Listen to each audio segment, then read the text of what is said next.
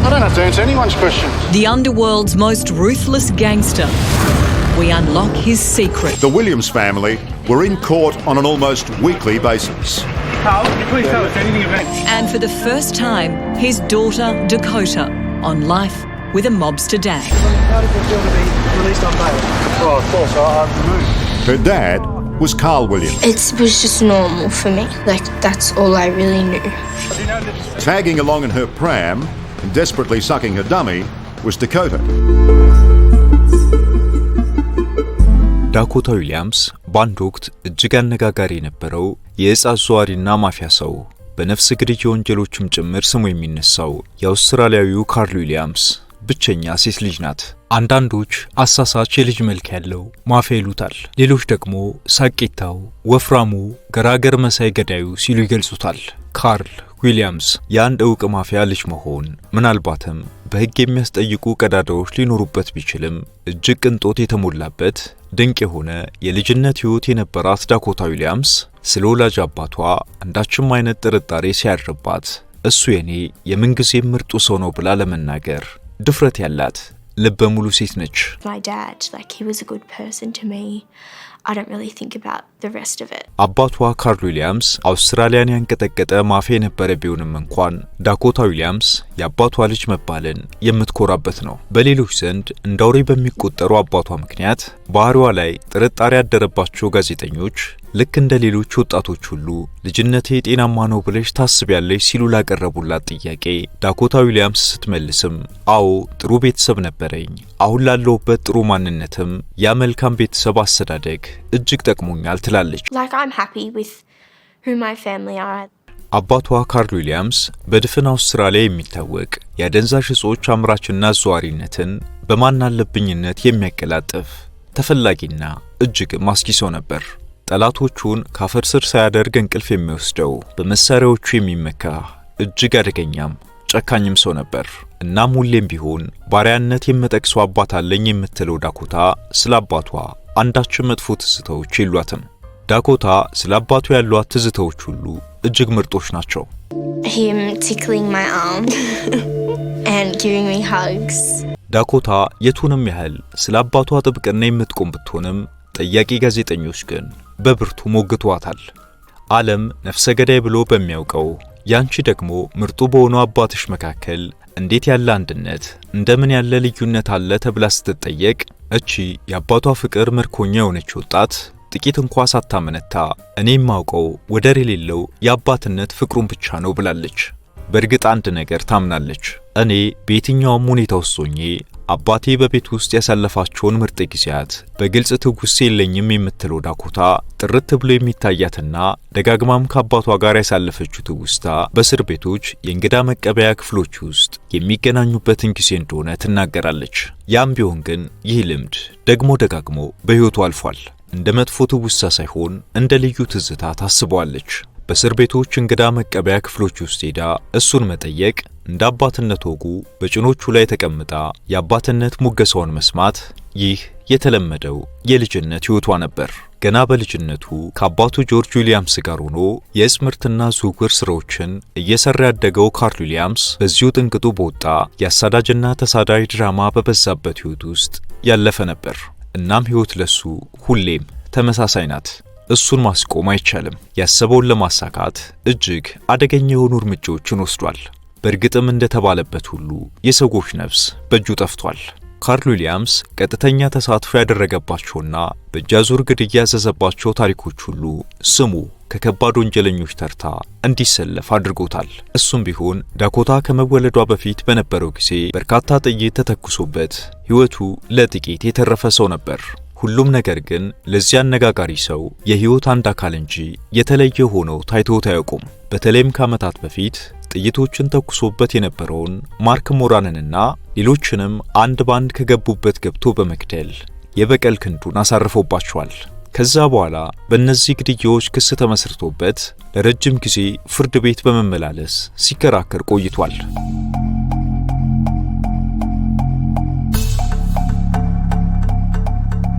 በአንድ ዕለት ዳኮታ ተወልዳ በጨቅላነት ዕድሜ ባለችበት ጊዜ ድንገት ቤታቸው በቅጥር ነፍሰ ገዳዮች ተከበበ።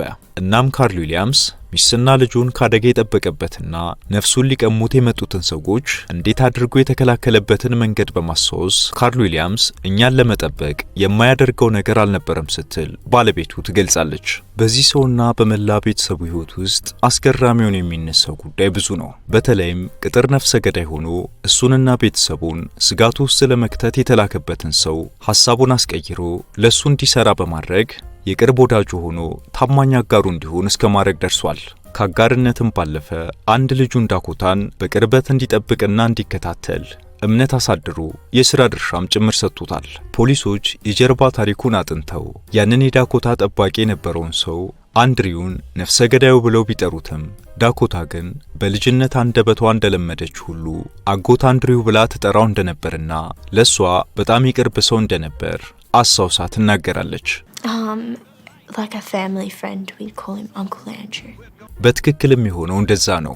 አስኪ ሆነው ቅጥር ነፍሰ ገዳይ በካርል ዊሊያምስ ቤት ያንድ ልጁ ጠባቂ ሆኖ ማንነቱን ረስቶ ኖሯል። ይህ የካርል ዊሊያምስ ልዩ ማንነት ተብሎም ይነሳል። አንድሪው እጅግ የልጅ ፍቅር ያለው ሰው ነው። ዳኮታን እንዴት መያዝ እንዳለበትም ያውቅ ነበር ትላለች እናቷ ሮቤርታ ዊሊያምስ። እናም የዳኮታ አባት ካርል ዊሊያምስ ከትዳር አጋሩ ሮቤርታ ስቲቫንስ ጋር በፈረንጆቹ 2001 ላይ በትዳር ተጣመሩ። ካርል ዊሊያምስ ስራ ወንጀልና አደገኛ ቢሆንም ጥንዶቹ የነበሩበት ሕይወት ስጋቱ ያን ያህል ሳይሰማቸው የመጀመሪያ ልጃቸውን ዳኮታን ለመቀበል መጠባበቅ ጀመሩ። ውጪ ላይ እንደ ጭራቅ የሚፈራው ካርል ዊሊያምስ ለቤቱ መላክ ነበር። ባለቤቱ ሮቤርታ ስቲቫንስ ካርል ዊሊያምስን ስታስታውስ በተለይ እጅግ የሚታወስ የእርግዝና ጊዜ ነበረኝ ትላለች። በእርግጥ የምወልደው ወንድ እንደሆነ እናስብ ነበር እና ደግሞ ካርል ዊሊያምስ እጅግ ተንከባካቢ ሆነ በእርግዝና ቀናቶቼ ሁሉ እጁ ከእጄ እንዳይለይ ሞክር የነበረ ሰው ነው ስትል ስለ ትላንት ጥሩነቱ ትመሰክራለች። ሮቤርታ ሰውየው ዓለሜቱንም ያህል በከፋ መነጽር የሚመለከተው ቢሆንም ስለ መልካምነቱ ግን አልሸሽግም የሚል አቋም አላት። ሮቤርታ እነዚህ ሁኔታዎች ግን አንዳች ዛሬም ድረስ የምትሸሽገው እውነት እንዳለ ሰዎች እንዲያስቡ ከማድረግ ወደ ኋላ አላሉም። በቃለ መጠይቅ ቆይታ ወቅትም ካርል አንቺ እንደምትዩ መልካም ሰው ነው ለማለት እንዴት አስቻለሽ? በአንድ ወቅት ያውም ነፍሰ ጡር በነበርሽበት ጊዜ ሊገድልሽ ሞክሮ አልነበረ ወይ የሚል ጥያቄ የተነሳባት ሮቤርታ አዎ ያላችሁት ሁሉ ሐቅ ነው፣ ግን ስሜታዊ ያድርገውት ከነበሩት ምክንያቶች ውጪ ባለቤቴ እኔን ሊገድለኝ ጽንሱንም ሊጎዳ ይችላል የሚል እምነት ፈጽሞ የለኝም ስትል ትመልሳለች። ሴት ልጇ ዳኮታ ስለዚህ አጋጣሚ ታውቅ እንደሆነ ስትጠየቅ እናት በፍጹም ስትል መልሳለች። ያንን አላደረኩም፣ ምክንያቱም ዳኮታ የአባቷ ምርጥ ልጅ ናት፣ እሱም እጅግ ልዩ አባቷ ነውና ያንን ማወቅ የለባትም ስትል ጽኑ አቋሟን ገልጻለች።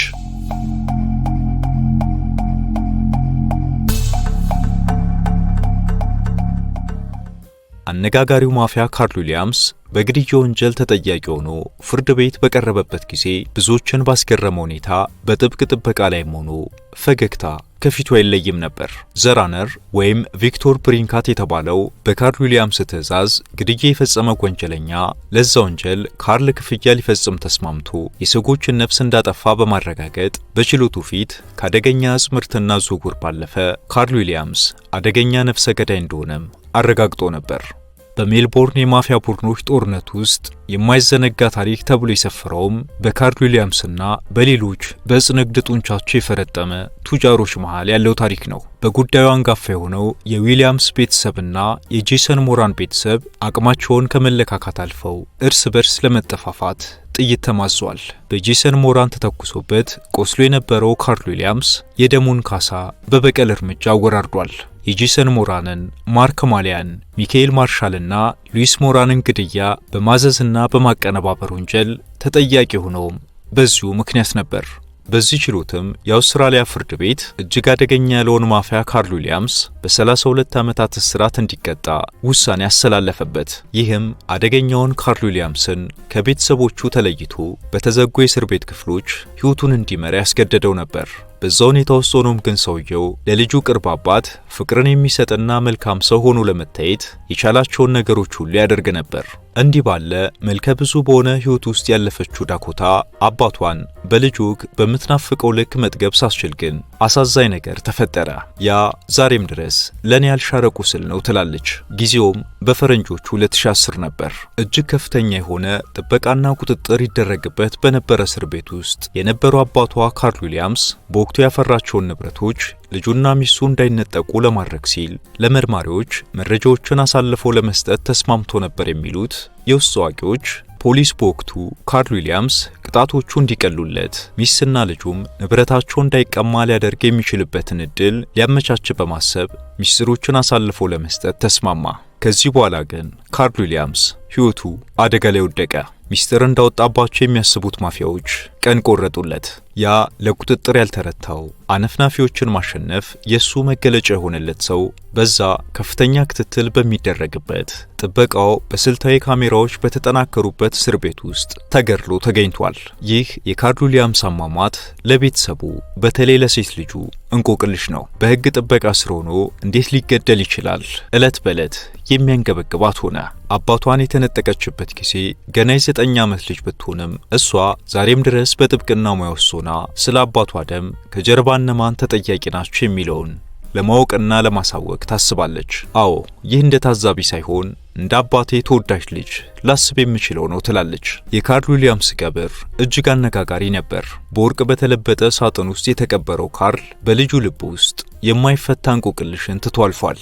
ካርል ዊሊያምስን በእስር ቤት ውስጥ የገደለው ሰው ማቲው ቻርለስ ጆንሰን የተባለና የቀድሞ የወንጀል ስራዎቹ አጋር እንደነበር ይነሳል። በእርግጥ ሰውየው እኔ ካርል ዊሊያምስን አስቤበት አልገደልኩትም ይላል። እውነታው ሊገድለኝ እንደነበርና ራሴን ለመከላከል ባደረግኩት ጥረት እንደገደልኩት ብቻ ነው ሲልም የሆነ ሁሉ ላለመሞት ባደረገው ትግል ውስጥ የተፈጸመ እንደሆነ ያነሳል። የካርል ጠበቃ ግን ደንበኛው ከፖሊሶች ጋር አድርጎት በነበረው ስምምነት ምክንያት እነዚህ የቀድሞ አጋሮቹ ጥርስ ነክሰውበት እንደነበረ፣ ካርል ዊሊያምስ ከፖሊሶች ጋር ስምምነት ማድረጉንም በተመለከተ መረጃ ሾልኮ እንደወጣና ያም ጉዳይ ካርልን ሲያሳስበውና ሲያበሳጨው እንደነበር ያስታውሳል። በወቅቱ በእስር ቤት ክፍሎች ውስጥ የነበረው ካሜራ ካርል ዊሊያምስ ጥቃት ሲደርስበት በተረጋጋ ሁኔታ ውስጥ ሆኖ ጋዜጣ እያነበበ እንደነበር ያሳያል። ገዳዩ ማቲው ቻርልስ ጆንሰን በግብግብ ውስጥ ሳይሆን ሆን ብሎ ለፖሊሶች ካርል አሳልፎ የሚሰጠውን መረጃ ፍራቻ እንደገደለውም መስካሪ አላስፈለገውም ነበር። በወቅቱ ፖሊስ ግድያው በሜልበርን ማረሚያ ቤቶች ውስጥ ሌላ የወንጀለኞች ጦርነት ሊፈጠር እንደሚችል ሰግቶም ነበር። እነዛ ቀናት አልፈው የካርል ዊሊያምስ ታሪኮች ሁሉ የተረሱ ቢመስሉም ዳኮታ ግን ዛሬም ስለሞቱ የጠራ መረጃ ፍለጋ ላይ ነኝ ትላለች። ካርል ዊሊያምስ የቱንም ያህል ሰዎች ስለ ወንጀለኛነቱ ቢናገሩ እሱ ለልጁ ድንቅ አባት ነው ብላለች። በእርግጥ በመጨረሻ የወጡ ሪፖርቶችም ካርል ሲገደል ነገሮች በቸልታ የመታለፋቸው ምክንያት በዛው በእስር ቤት ውስጥ ካሉ ሰራተኞች ጋር አንዳች አይነት ስምምነት ተደርጎ የተፈጸመ ወንጀል በመሆኑ እንደሆነ ታምኖበታል። ካርል ዊሊያምስ በእርግጥ ልጅነቱም ጭምር እጅግ ውስብስብ በሆነ የህይወት መንገድ ያለፈ ነበር። በሜልቦርን ምዕራብ ክፍል አብዛኛውን ልጅነቱን ከጓደኞቹና ከወንድሙ ጋር አሳልፏል። እሱ የከበረበት የእጽ ምርትና ዝውውር ሥራ በልጅነቱ ወንድሙን አሳጥቶት ነበር። በኋላ ላይ ያገባት ሮቤርታ ዊሊያምስን ብትሆን የቀደመ ታሪኳ ከዚሁ ሥራ ጋር በጥብቅ የተቆራኘ እንደነበር በግለ ታሪኳ ሰፍሮ ይገኛል። ካርል ዊሊያምስ ልክ እንደ እርሱ ሁሉ ከአባቱ ጆርጅ የተረከበው የእጽ ምርት ስራም ገና በወጣትነት ዕድሜው የእስር ቤት ደጆችን እንዲተዋወቅ አድርጎት ነበር። ራሱን አንዳንዴም አደገኛው አቋማሪ ብሎ የሚጠራው ካርል ዊሊያምስ ወላጅ እናቱንም ቢሆን ያጣው በዚሁ አደገኛ የተባለ እጽ ምክንያት ነበር። ወላጅ እናቱ ባርባራ ዊሊያምስ በሜልቦርን በነበረው መኖሪያ ቤታቸው ውስጥ ምንነቱ ያልተገለጸ አደገኛ እጽ ከመጠን በላይ ወስደው ሕይወታቸው አልፏል።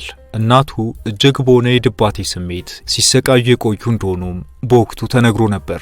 ይህ ሁሉ ቢሆንም ታዲያ ካርል ዊሊያምስ ረብጣ ዶላሮችን እንዲያፍስበት የሚያደርገውን የእጽ ዝውውርና ምርት ሥራ በብዙ ጠላቶች ተከቦ በእልፍ ደጋፊዎች ተመርቶ ሲከውነው ቆይቷል። በተለይም ስሙ በ1990ዎቹ መጨረሻና በ2000ዎቹ መጀመሪያ እጅግ ገኑ ነበር።